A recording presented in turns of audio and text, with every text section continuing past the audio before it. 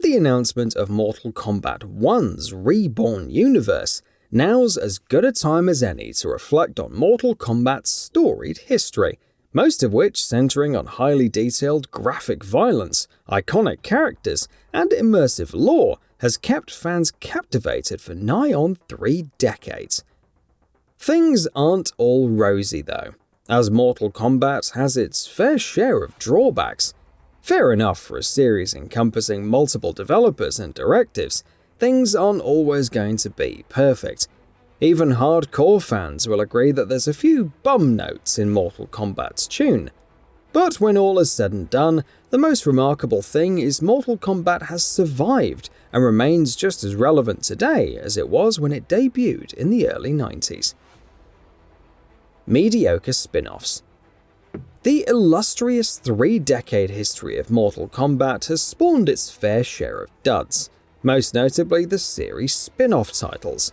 Specifically, we're talking action-adventure titles Mortal Kombat Mythologies Sub-Zero and Mortal Kombat Special Forces, although Mortal Kombat Shaolin Monks, while still in a non-beat-em-up mold, at least found commercial success. Sub-Zero, despite being an action-adventure, possessed the same control system from 2D Mortal Kombat, so it took a bit of mental gymnastics to figure out. Special Forces is arguably the worst MK title in the entire series, mired by difficult development and trim content. Special Forces often crops up in the conversation for worst video game of all time. Middling movies, except the first one. Also, in Mortal Kombat's 30-year timeframe is a smorgasbord of transmedia expansions and adaptations. TV shows, cartoons, comics, and 3 live-action movies, the first of which released in 1995 and directed by Event Horizon's Paul W.S. Anderson, has blossomed into a cult classic, whilst the failure of critically and commercially panned follow-up Mortal Kombat Annihilation left a third Mortal Kombat film languishing in the doldrums for nearly 2 decades before 2021's reboot. At least with 2021's Mortal Kombat, a revival of this series' trademark violence was front and center, as elsewhere, script, plot, and protagonist Cole Young left a lot to be desired.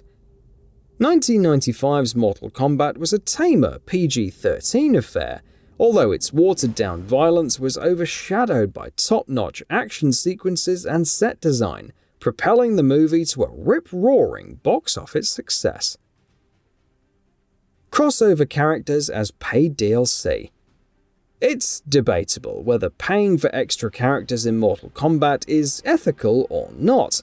Paying through the nose certainly isn't. Ignoring the fact that Mortal Kombat's cast of fighters usually comes with in-depth backstories, the paid DLC characters in Mortal Kombat X seem shallow attempts to shill more cash out of fans of the game. Classic characters Bo Rai Cho and Tremor appear for appearances' sake, rubbing shoulders with horror movie mainstays such as Leatherface, Predator, or the Xenomorph from Alien. And they're not cheap too, retailing at close to $5 in the UK. Mortal Kombat 11's grind. MK11's Crypt and Towers of Time are evidence of developer NetherRealm Studios sneaking in mobile game-style grinding into a fully priced AAA title. Not content with forcing players to spend hard-earned in-game currency on chests stuffed with random items, there are the painstaking missions through the Towers of Time to unlock more things which ultimately aren't worth it. Frequent server issues. Focusing on modern Mortal Kombat titles for this entry, it seemed for a time that WB Games support were frequently taking to their social media pages to apologize for server outages. We're aware players are currently unable to connect to servers in Mortal Kombat 11 and can confirm this is being investigated, their tweets would read.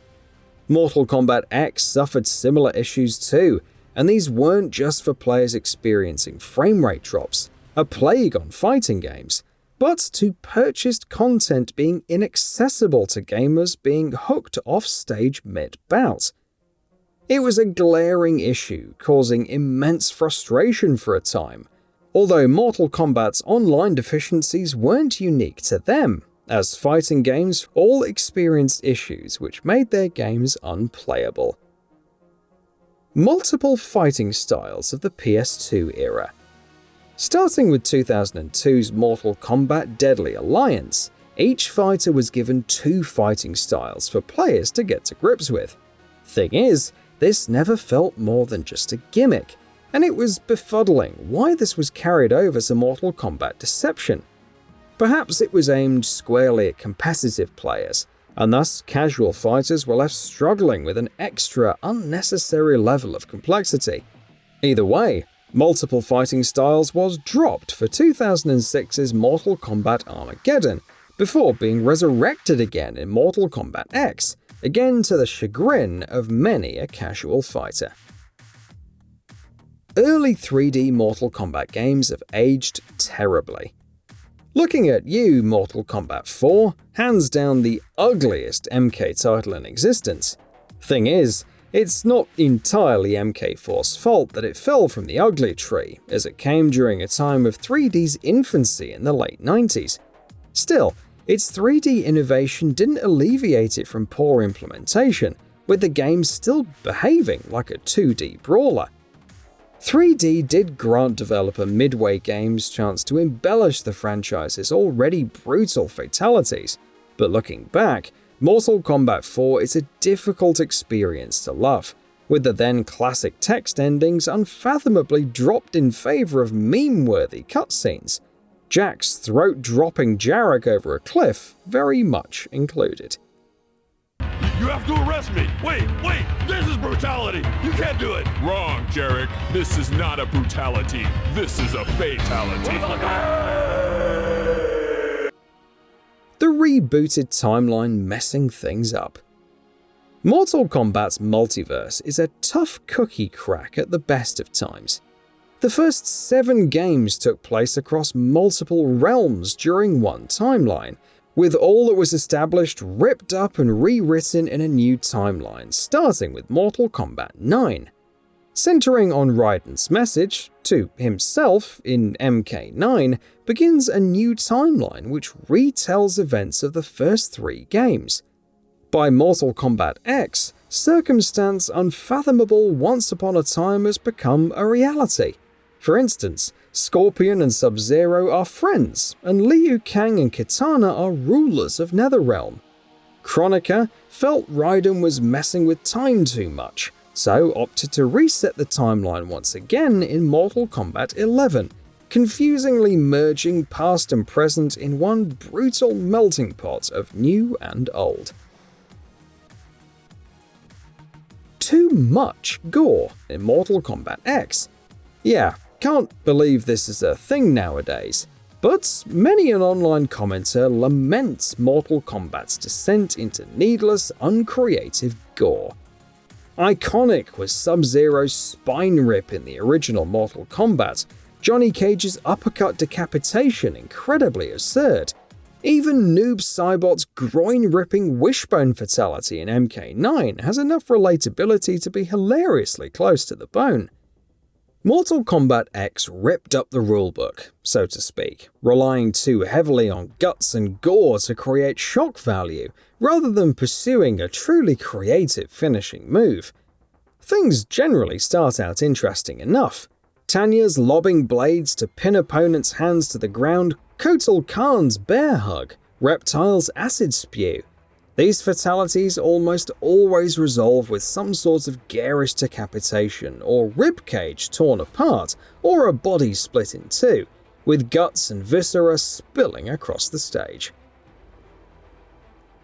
Lack of animality. Introduced in Mortal Kombat 3, animality allows victorious players to turn into animals to viciously maul their beaten opponent to death.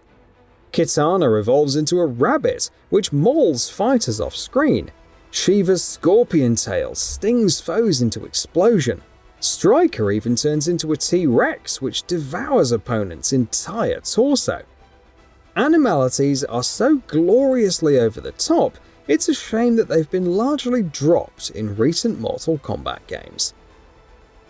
So what are your thoughts on this? Go ahead and share them in the comments below. And if you like this video, please subscribe to the channel and enable all notifications by clicking the bell icon to get new video updates. We upload every day and would really appreciate your support. Thanks for watching.